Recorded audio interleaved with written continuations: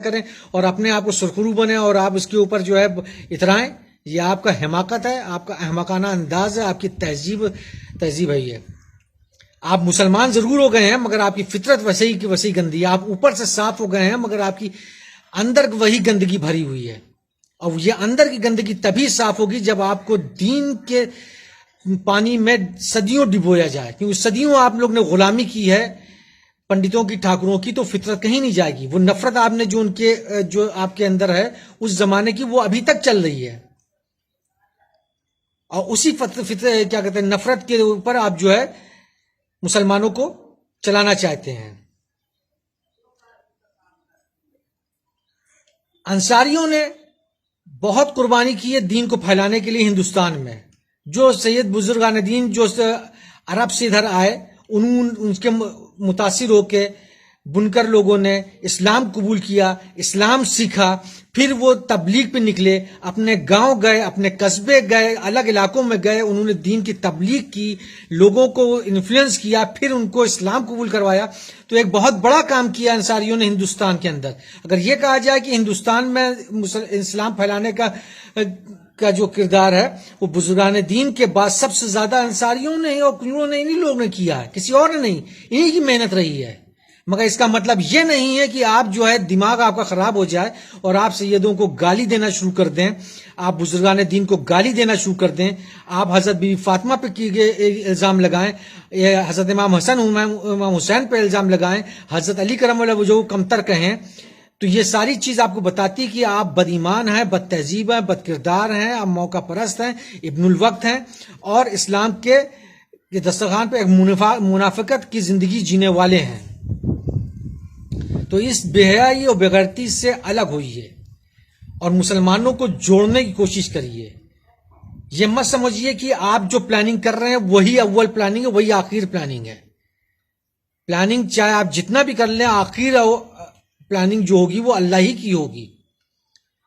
جب تک سیدوں نے صدارت کی 1800 کے بعد میوٹنی تک اسلام کی عزت رہی.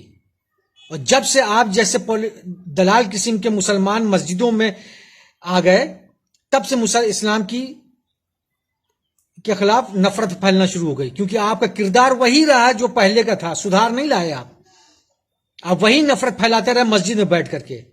حرام کا پیسہ آتا گیا آپ کے پاس مسجد میں چندے کے نام پہ، جزاک اللہ خیر کر کے آپ نے چندہ اکٹھا کر کے مسجدیں بنا ڈالی، اپنے خاندان کے لیے ایک ون ٹائم انویسٹمنٹ کر دیا اور بیٹھ کے مرغا روٹی اور شاہی توش کھانے کا ایک ذریعہ بنا لیا. اسلام کو آپ نے صرف اپنے روزی روٹی کے لیے ہی اپنا لیا، اس کو ایک ڈھرا بنا لیا اور اسلام کو ایک ٹول بنا لیا اپنے سیاست کے لیے، اپنے دنیاوی مفاد کے لیے، دنیاوی فائدے کے لیے. تو دماغ سے یہ چیز بالکل نکال دیے.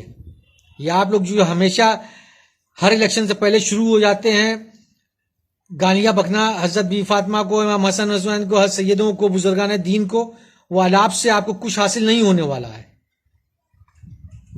ہاں یہ بات حقیقت ہے کہ آپ کے جو پرانے رشتہ دار ہیں ان کو کچھ فائدہ ضرور ہو جائے گا. اگر آپ ان کو فائدہ پہنچانا چاہتے ہیں تو ٹھیک ہے.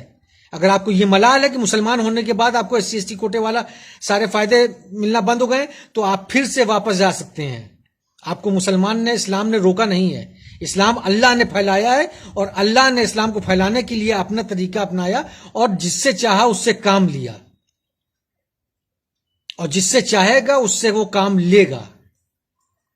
جس طریقے سے آپ ناپاک انسان کو مسجد مدرسے کے اندر نہیں رکھ سکتے ہیں، اپنے گھر میں کھانا بنانے کے لیے نہیں رکھ سکتے ہیں، اسی طرح اللہ تعالیٰ بھی اپنے راہ میں اپنے کام میں لگانے کے لیے عام آدمی کو نہیں لے گا. وہ چن کے لے گا جس کو وہ چاہتا ہے، جس کو پسند کرتا ہے، جس سے محبت کرتا ہے اور جس کا عاقبت اچھی بنا کے رکھنا چاہتا ہے، ان سے ہی وہ اپنا کام لیتا ہے. باقی آپ جو ہے نفرت پھیلاتے رہیے اور دلالی میں بریف کیس پاتے رہیے اور بریف کیس لے کے بدکاری، حرام کاری، مکاری کرتے رہیے. اپنا مکان بنا لیے، ٹائلز لگا لیے، ماربل لگا لیے، بریانی کھا لیے، ابلیس کی کھکار پڑی ہوئی حرام کے پیسے کی، اور خوش ہو لیجیے. تو اس چیز کو دماغ میں رکھیں اور اس چیز پہ دھیان دیں. مسلمانوں کو جوڑنے کے لیے، کیونکہ رسول پاک صلی اللہ علیہ وسلم مسلمانوں کو نہیں پورے دنیا کے لیے رحمت بن کے آئے تھے، محبت کا پیغام انہوں نے دیا تھا، نفرت کا نہیں۔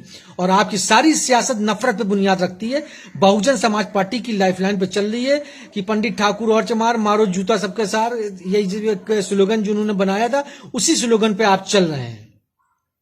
اس سے آپ کو کچھ حاصل نہیں ہونے والا۔